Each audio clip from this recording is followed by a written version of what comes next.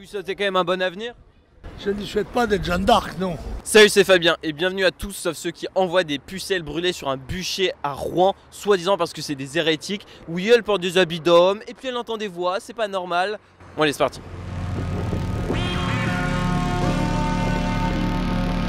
Et qu'est-ce que vous faites là aujourd'hui alors tout simplement?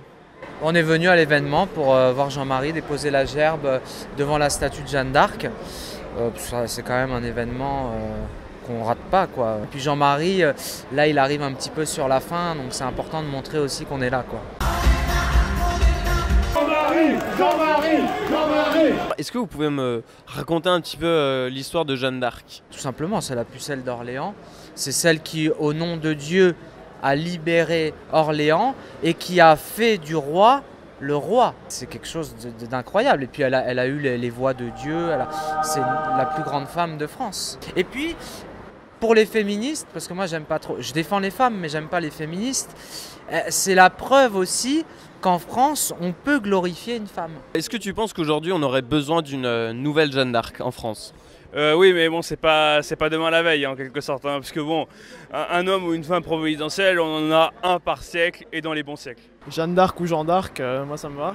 On est dans une période où on a des hommes forts qui prennent le pouvoir dans des grandes nations, Poutine en Russie, Trump en Amérique. On a besoin de couilles au pouvoir, excusez-moi du terme. Et donc là, oui. Pourquoi est-ce qu'on a besoin de couilles au pouvoir? Parce que des fois, bon, les femmes sont un peu sensibles et des fois, il faut un homme fort qui vienne et puis qui n'ait pas peur des mots.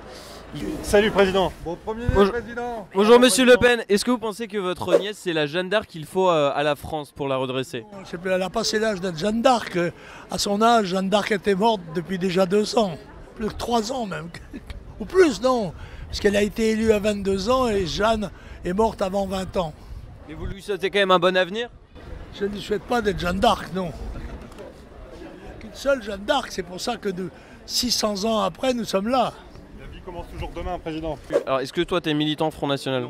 Non, je l'étais avant, mais je ne le suis plus, parce que j'étais en désaccord avec le changement de ligne, hein, puisque le Front National s'est gauchisé, tant sur les questions économiques que sur les questions sociétales. Et je trouve qu'il ne parle pas assez d'immigration, qui est quand même le sujet fondamental. Je pense qu'il y a un problème avec l'immigration aujourd'hui en France. Absolument, d'ailleurs, c'est de là que découlent la plupart des problèmes. Donc bonjour monsieur, comment est-ce que vous vous appelez?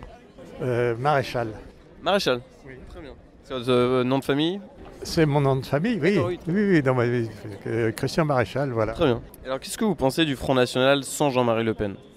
Et oui, parce qu'en pleine opération de dédiabolisation du Front National, Marine Le Pen a exclu son père du parti en 2015, après qu'il a notamment renouvelé ses propos pour lesquels il a été condamné à nouveau pour contestation de crimes contre l'humanité. Que les chambres à gaz étaient un détail de l'histoire de la guerre, à moins d'admettre que ce soit la guerre qui soit un détail des chambres à gaz. Ces propos. Oui, absolument. Cette année, la chef du FN s'est d'ailleurs réfugiée à 900 km au sud de son père pour déposer elle aussi une gerbe devant une statue de Jeanne d'Arc avant un grand meeting avec ses autres copains de l'extrême droite européenne. Bah écoutez, il y a eu beaucoup de changements. Marine est arrivée et elle a nettoyé. Et moi j'étais membre de la commission de discipline. Moi elle m'a viré sans me le dire alors que je l'ai mariée. Le premier mariage qu'elle a fait, dont elle a eu 3 enfants, c'est moi qui l'ai fait à Saint-Cloud. Et donc dans la famille, vous préférez plutôt la nièce ou la fille du coup? Bah écoutez, je connais mal Marion, mais je l'estime supérieurement intelligente. Voilà. Je te propose un petit quiz, donc tu me dis si tu penses que la phrase est de Jean-Marie Le Pen ou pas. Ok. Je vais te faire courir, moi tu vas voir rouquin PD. C'est Jean-Marie Le Pen. T'en penses quoi? Oui, bah, il faut rappeler le contexte quand même, parce que sinon c'est un peu malhonnête. C'était en 97 à Viry-Châtillon, je crois. 2 hours later. Et il y avait un type, un rouquin en l'occurrence, qui l'attendait pour l'agresser, etc. Et Jean-Marie Le Pen, pour lui dire qu'il n'a pas peur, il a dit je vais te faire courir, tu vas voir. Je n'ai jamais considéré le maréchal Pétain comme un traître. Bah oui, parce qu'il l'écrit dans le livre. Ça, c'est Jean-Marie Le Pen. Oui, c'est Jean-Marie Le Pen, il l'écrit dans le livre, parce qu'en vérité, Pétain n'avait pas d'autre choix que de signer l'armistice, puisque l'armée française était clairement vaincue.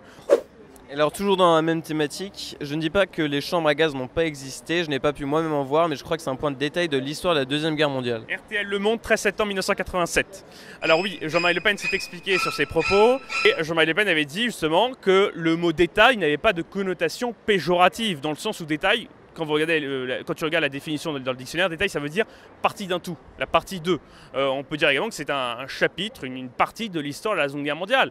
C'est un peu facile. Est-ce que ça cache pas une pensée un peu antisémite? Non, ça n'a rien à voir avec l'antisémitisme. L'antisémitisme, dans le code pénal, c'est lorsqu'on incite à la haine ou à la violence à l'égard d'un juif ou des juifs. Et donc comment est-ce qu'on devient un fan alors de Jean-Marie Le Pen? Le fan, le mot est peut-être un peu fort. Bon, je ne vis pas que pour Jean-Marie Le Pen, hein, loin de là.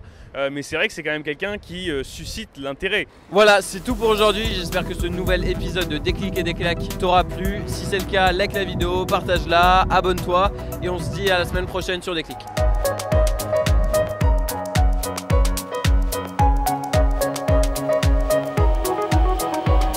John, abonne-toi!